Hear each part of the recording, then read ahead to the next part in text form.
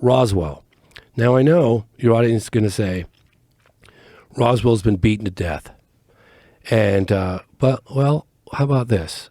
Let's say that a murder took place, even though it's 80 years ago or 75 years ago. Does that make it like, oh, well, so much time's passed, let's not worry about it?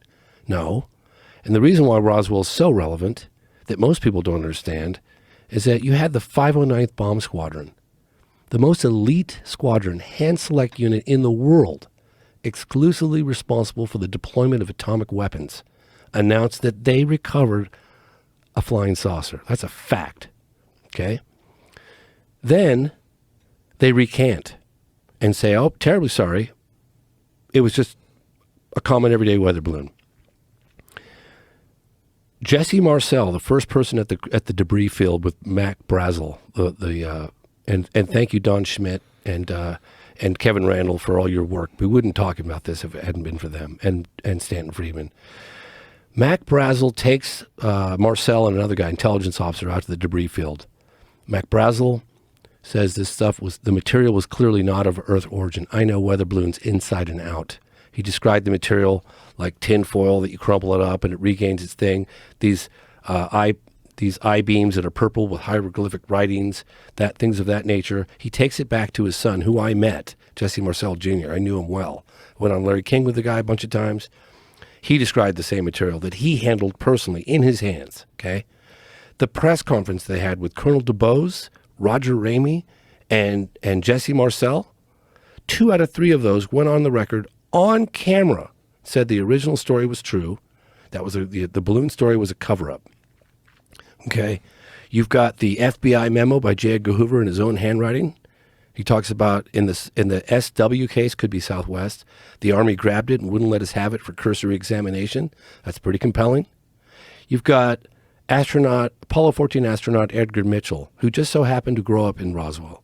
And when he came back, or on the outskirts, and when he came back from his mission to the moon in the 70s, Apollo 14, 6th man to walk on the moon, he gets back and he knows all those ranchers. And those ranchers tell him, yeah, that was not of Earth origin. He's gone on the record saying this. And he also confirmed that his intelligence sources, he's an astronaut, he landed on the moon, told him that Roswell was real.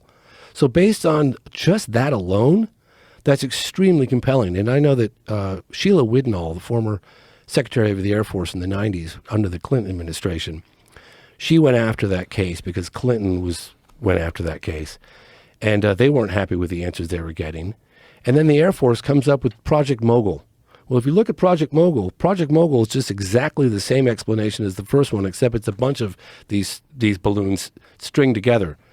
Balsa wood, tinfoil, absolute baloney.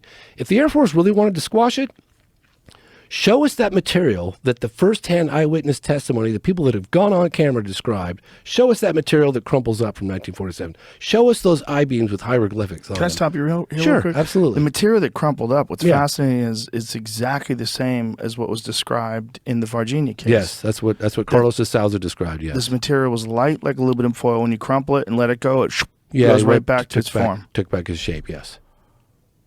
So anyway, so that's Roswell. So someone has this. Yeah. Supposedly. Well, yeah, supposedly. And someone probably has photos of this, supposedly. Yeah, there's a memo out that was found actually called the Wilson memo. Most researchers think it's a smoking gun. I've got it here, actually. The Jackie Gleason. Jackie Gleason's amazing. I met a guy who... Nixon thing is wild. Oh, absolutely. And Jackie Gleason told my buddy, Jeff Sagansky, don't listen to what anyone ever tells you. I had 100% confirmation these things exist.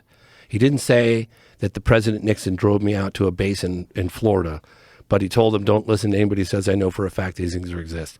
That was really cool. Anyway, this is the Wilson memo. We should look into it. That actually came out when Dr. Edgar Mitchell passed. That leaked out.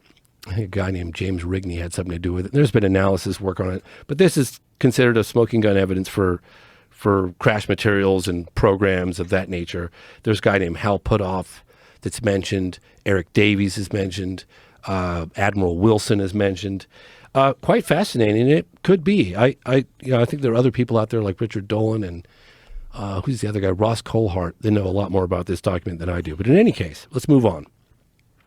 Now you got 1950. Can I stop you one more time? Absolutely. You said Clinton looked into this, but Yes. he wasn't happy with the answers he got? Yes. How'd that go? What happened was Lawrence Spelman Rockefeller was pressuring the Clinton administration. I know this because I talked to John Podesta about it and other people.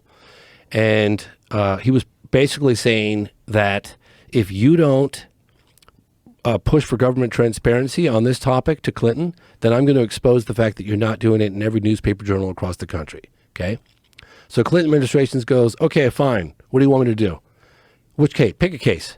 And he said, all right, I want you to go after Roswell. So Clinton went after Roswell.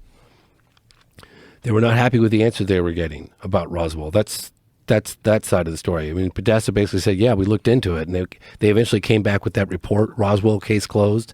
And they talked about this stupid weather balloon. It was the Project Mogul. Project Mogul is exactly the same damn weather balloon, just a bunch of them strung together. Same excuse, same thing. Anyway, we'll move on.